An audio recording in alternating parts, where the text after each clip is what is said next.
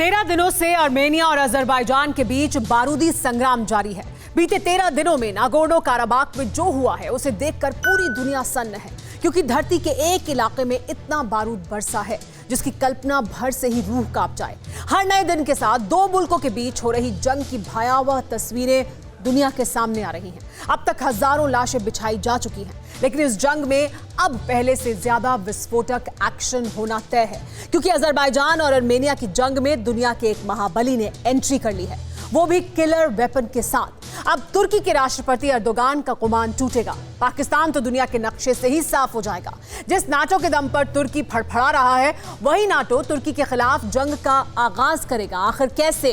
Third world war की चिंगारी में धधकेगी दुनिया सारी, आप खुद देखिए। आर्मेनिया और अजरबैजान के बीच जंग कितनी विस्फोटक और विध्वंसक हो चुकी है, इसका सबूत है बैटल ग्राउंड से सामने आया ये वीडियो।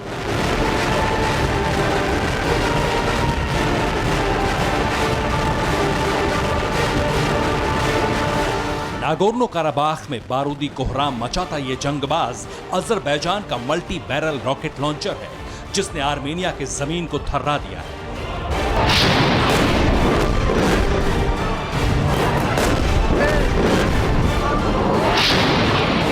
अजरबैजान के ताबड़तोड़ अटैक ने आर्मेनिया के पोस्ट और बंकरों को तहस नहस कर दिया है।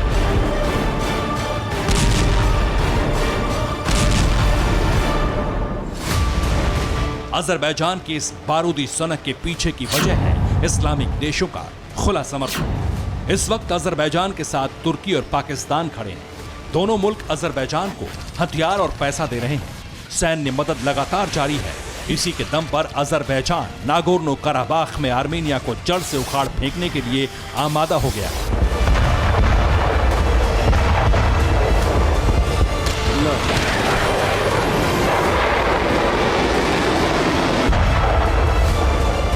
अजरबैजान और आर्मेनिया के बीच युद्ध को और भड़काने का अगर किसी ने काम किया तो वो तुर्की के राष्ट्रपति एर्दोगान है, क्योंकि दो मुल्कों की अदावत में तुर्की न सिर्फ अजरबैजान की मदद कर रहा है, बल्कि वो अजरबैजान के साथ मिलकर आर्मेनिया के रिहायशी इलाकों को भी सीधा टारगेट कर रहा है।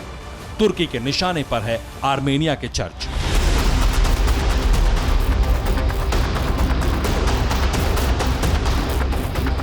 तेरह दिनों से तुर्की, पाकिस्तान और अजरबैजान एक साथ मिलकर आर्मेनिया पर कहर बरपाने में जुटे हैं, लेकिन अब ऐसा नहीं होगा, क्योंकि रूस ने आर्मेनिया के साथ न सिर्फ खड़े होने का ऐलान किया है, बल्कि तुर्की, पाकिस्तान और अजरबैजान के खिलाफ जंग भी छेड़ दी है।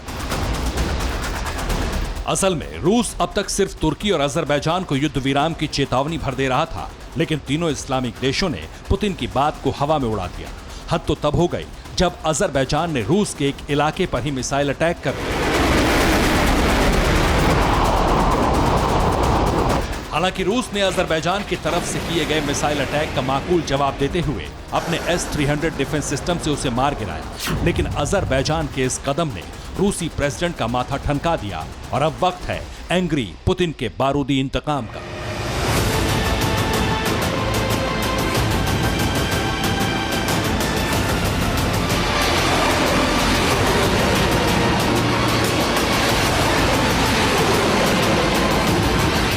आर्मेनिया और अजरबैजान की जंग में रूस एंट्री मार चुका है। वॉर जोन से जो खबर आई है उसके मुताबिक रूस ने आर्मेनिया और अजरबैजान के विदेश मंत्री को मॉस्को बुलाया है। पुतिन ने तुर्की के राष्ट्रपति एर्दोगान को जंग से पीछे हटने की नसीहत दी है। इसके अलावा पुतिन ने पाकिस्तान को भी आखिरी चेतावनी दे दी है। नागोर्नो काराबाख के बैटल में पुतिन के आने भर से ही आर्मेनिया का जोश हाई हो गया।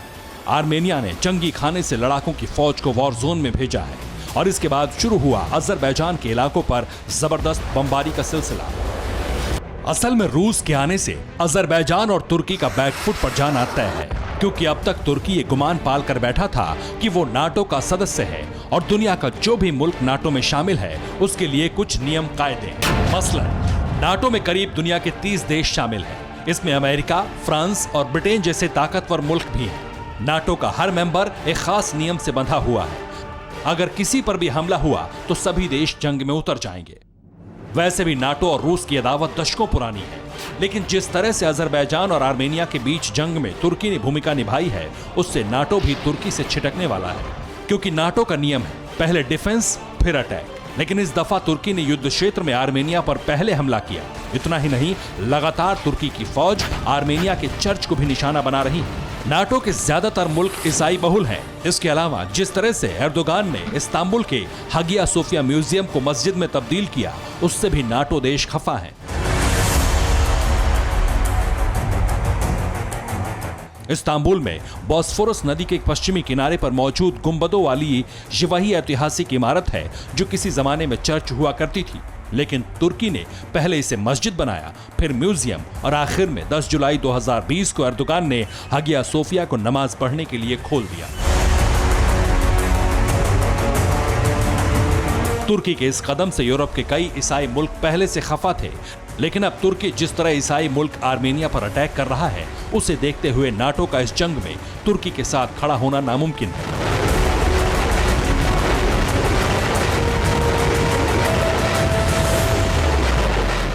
यानी जिस तरह से हालात बन रहे हैं वो इस बात की तरफ इशारा है कि तीसरा विश्व युद्ध हो सकता है, और इसमें तुर्की की भूमिका उसी तरह की होगी जिस तरह पिछले दोनों विश्व युद्ध में जर्मनी ने निभाई। क्योंकि तुर्की न सिर्फ देशों को उकसा रहा है बल्कि युद्ध में तेल डालने का काम भी कर रहा है। यानी इस दफा तुर्की की 13वीं तय मानी जा रही है।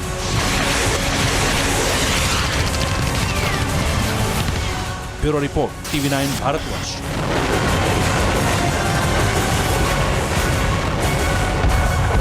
न्यूज टॉप 9 रोज सुबह 7 बजे और शाम 7 बजे सिर्फ TV9 भारतवर्ष पर।